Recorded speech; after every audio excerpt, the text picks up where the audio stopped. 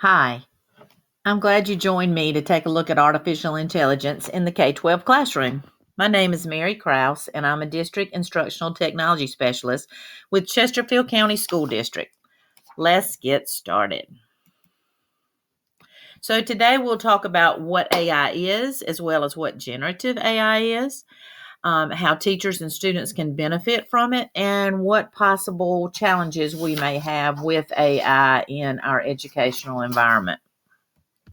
Okay, so AI stands for artificial intelligence, and it is a machine's ability to think like a human. That means that the machine can make decisions and it can also adapt those decisions based on new information about the outcome of the previous decision. This is an emerging technology and it's ever changing. So it'll be different from the beginning of this video in real life to at the end. Artificial intelligence will be a little bit different just in the few minutes we've spent together. Many of us already rely on AI in our everyday lives, like Siri and Alexa. We let it park our cars. It sends us notices when fraud is detected by our banks. It handles the chat bots. It's the brain behind the chat bots in the customer service.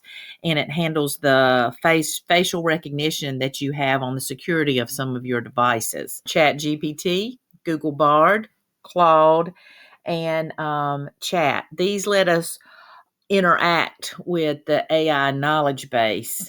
There is a comparison chart in the resources link that will be posted for this video that kind of compares the different options and whether you have to pay for these or not.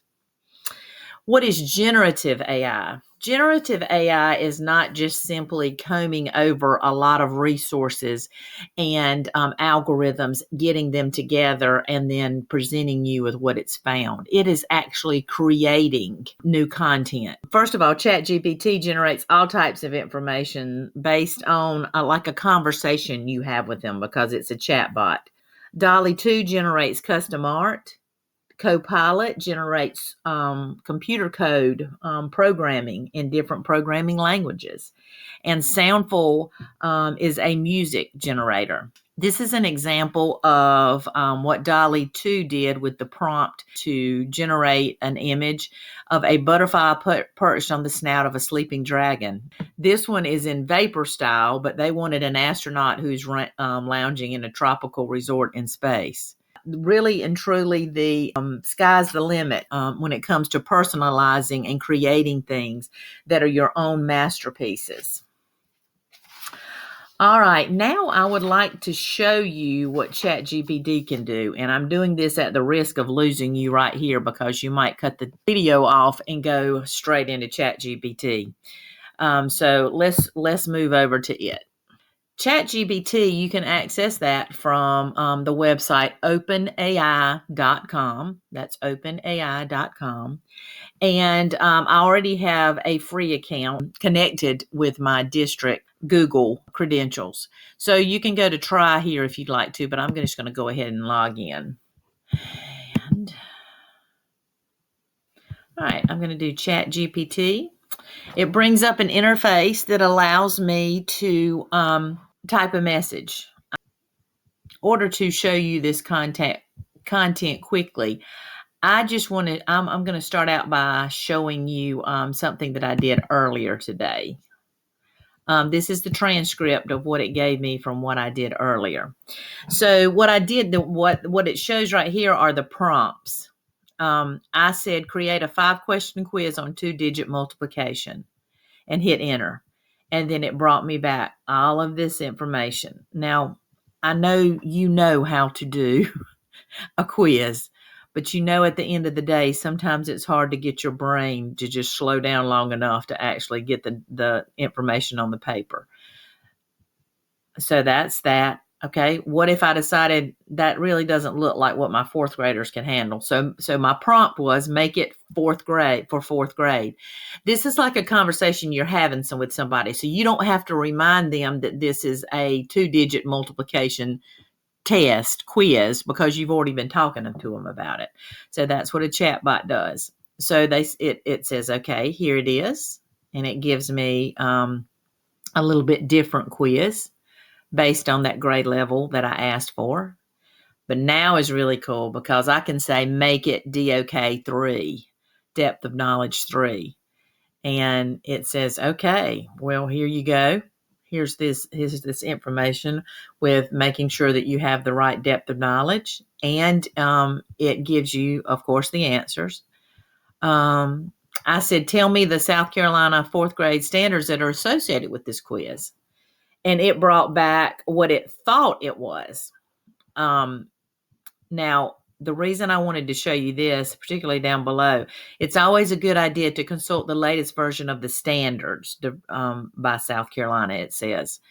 All of these tools have different knowledge bases and when they were last updated.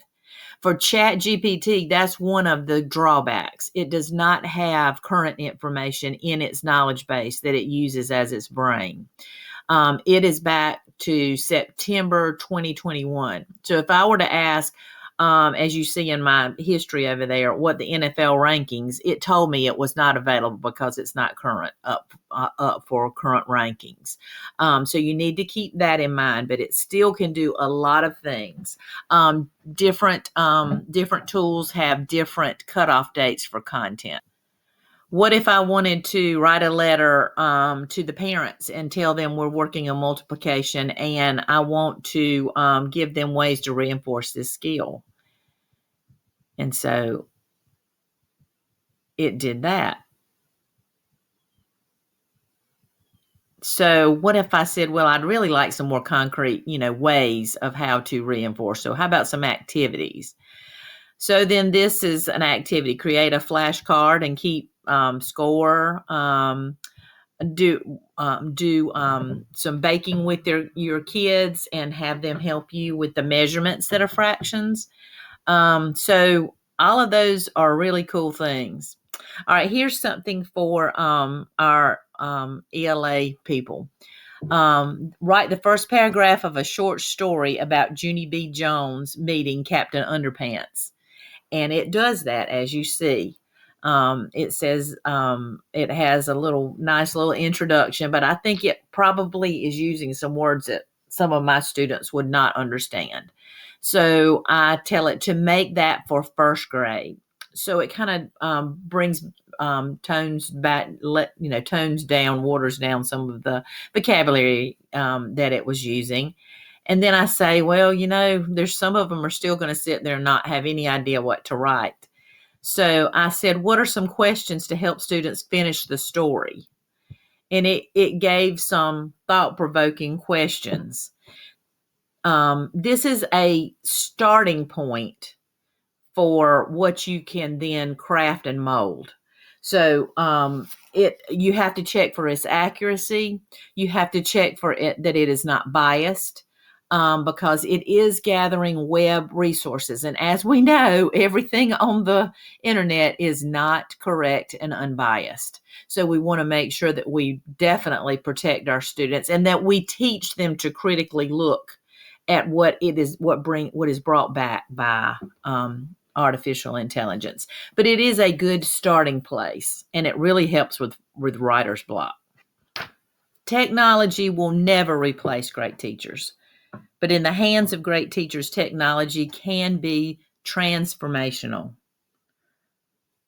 I want you to remember this quote. Even though ChatGPT looked pretty amazing, it is just a tool in our classroom. It can give us a place to start and hopefully lessen the burnout that you may feel. But I want you to remember that you are the artist that pulls the content and the students together, carefully building relationships and a thriving community of learners. No technology can ever do what you do in your classroom. So I think you can kind of start thinking about some ways that AI empowers K-12 teachers. It is awesome with personalized learning. It allows our assessments to be sometimes more right on the mark. It also gives us data insights into trends of things that are happening in the student learning. Like, we're really having problems right here, or it really looks like we could move on this. They've got this skill. And as you saw, it creates content that you can then critique and mold to be your own if you so choose. Steve Jobs said, technology is nothing. What's important is that you have faith in people, that they're basically good and smart. And if you give them the tools, they'll do wonderful things with them.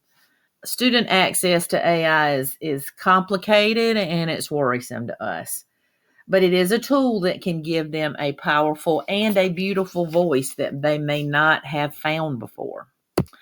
It supports learning at all grade levels.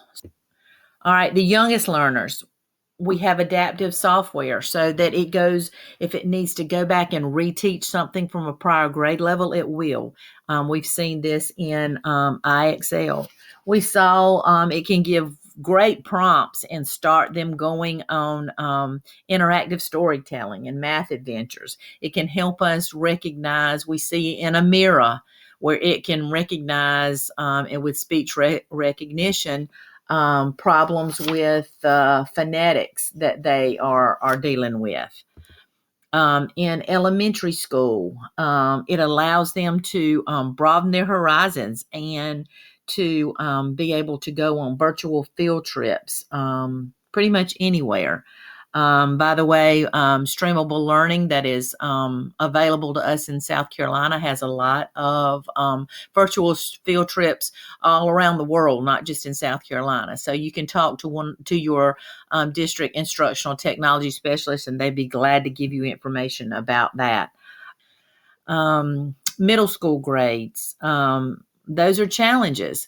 To be honest, a lot of truancy and dropouts, those problems really, really show in middle school. We need to have engaging activities and instruction that will allow them to feel that the what they're getting is personalized to them, and that they can be excited about what they are doing every day at school. Research assistants, there's nothing like letting a middle schooler go and just go to Google and look for something. You may never get them back again. But if you were to use AI, allow them, maybe not them to use, but maybe if you used AI and had some resources for them to go and try out, that would be a better focus of their attention. And then, of course, in high school, we want to make sure they're ready for the world out there. So AI can allow for somebody to simulate an interview so that they have more confidence and more practice thinking on their feet. It could generate a speech. So that they didn't have to write the speech, but they could actually get up and deliver the speech after they tweaked it and made it their own, just to give that practice in being in front of people. And so they'd be more confident. It allows them to do things. AI is the brain behind lots of experiences that are virtual that they can be in, where they can see themselves in different workspaces and environments and see if they feel comfortable or not, so that they are trying to see their way, which path that they would really like to try after they leave our buildings.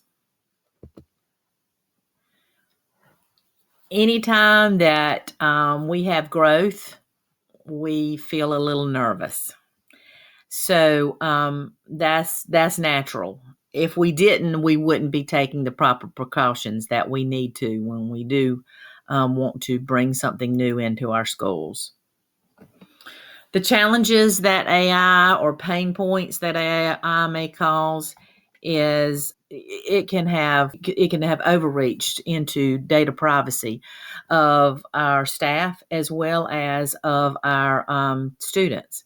We want to make sure that students are not operating on information that is biased.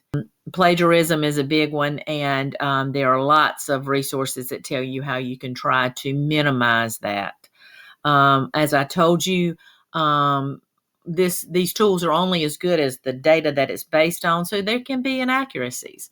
So we need to look at this with a critical lens to make sure that we have correct information and that the knowledge-based limitations that there are not creating fallacies. All right, so we need to find a balance. We have to think about it. All of these technical devices that we have, they require a lot of natural resources to be made. So how can we find the balance between continuing to take resources from our earth to make this seeming never satisfied appetite for new phones and new devices? Where do we draw the line at how restrictive our vetting is of these tools, allowing us and our students to experiment with what's new out there, yet being safe within the environment that we're using that, and that it's not going to have overreach. Where do we draw the line with having more personalization and more comforts and better user experience from this personalization versus giving too much of our privacy away?